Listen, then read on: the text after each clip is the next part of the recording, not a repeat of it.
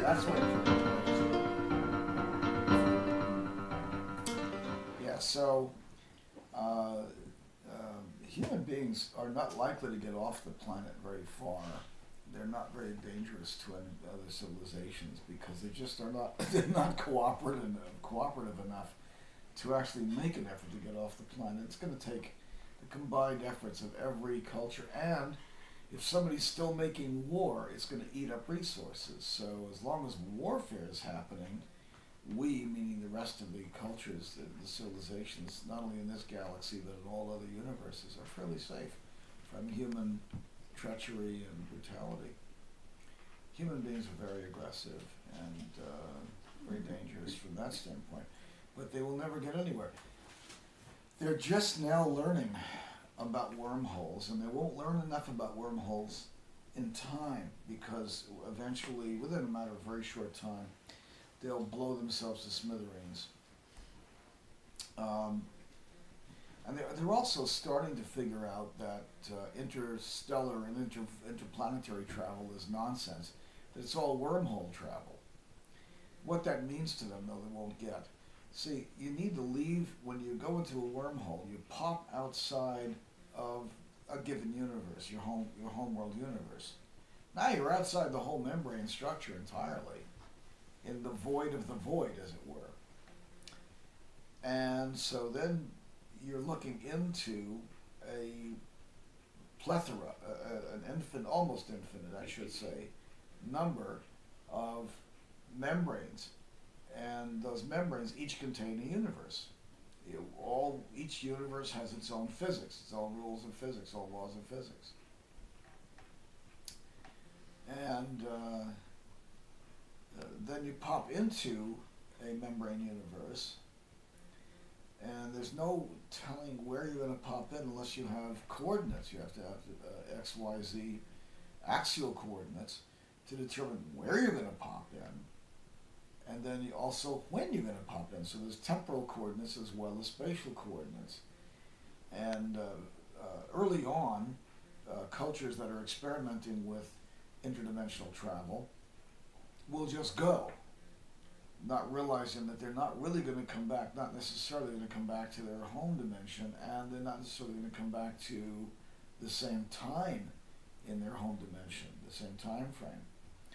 So they learn eventually how to control. Some learn how to control, some don't. The ones that don't have voyagers out there looking around, but they're never going to get back to their home universe. Except by sheer accident, and then no telling which time frame they'll be in when they do get back there. So you have several controls.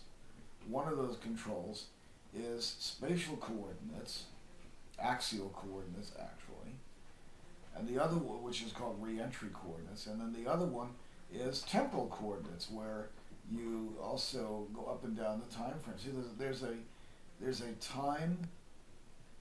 There's an electromagnetic spectrum, there's a time-space spectrum, and time and space are modified the same way that AM and FM systems are. It's a carrier wave, actually, in a sense. And that carrier wave can be modified or modulated.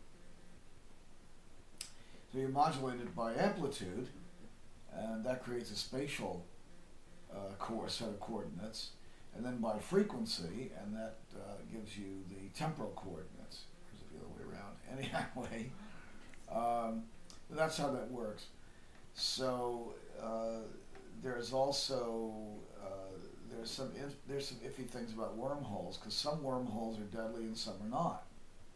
And shielding a wormhole, shielding against a wormhole, is kind of like shielding, like a heat shield on a re-entry capsule. Sort of like that. But you also need to have an impervious structure, a structure that isn't going to get hit hard by cosmic rays and that kind of thing, high radiation. But one other factor is the event horizon. When you hit a black hole, at the very rim of the black hole is where you have an event horizon where you can actually remain intact. If you get sucked into the gravity field, the gravity well, then you lose it. You have to actually pick up the wormhole right at the rim, right at the actual, at the event horizon of the black hole. So you're looping around that and spinning. So spin has a lot to do with it. Spin will be a derivative of quirkiness.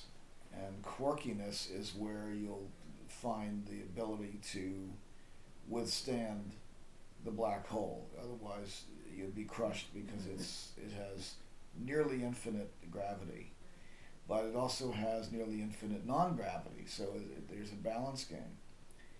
The event horizon is where that comes into play, and the wormholes can be developed without black holes. You can actually manufacture a wormhole. The wormhole doesn't have to have any particular size, interestingly. It just has to have coordinates, spatial and temporal coordinates. It does not require size. So a big wormhole, small wormhole, those are irrelevant. What actually matters is that it's a connection. It's actually like a wire connection.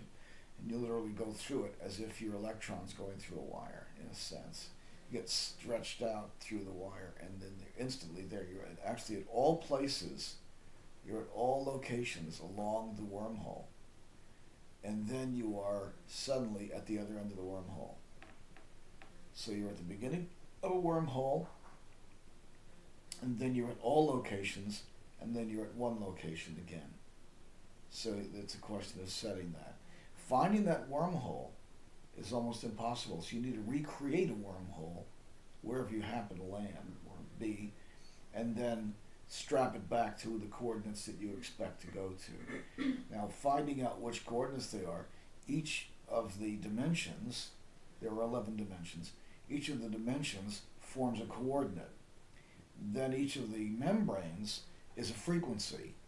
And then within that frequency, which is how they're separated by frequency, but not the kind of frequency that you're thinking of. It's a different kind of frequency.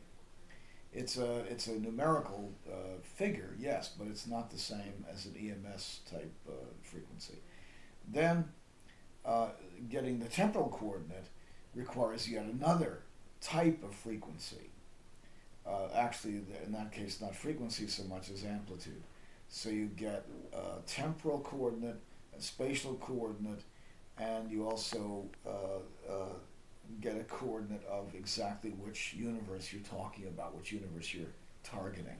So the target universe, then there's a target spatial coordinate, or set of coordinates, and then a target temporal set of coordinates. A set of coordinates because time is actually a three-dimensional structure. Time has 3 dimensions just as space has 3 dimensions. Okay, that's enough right now.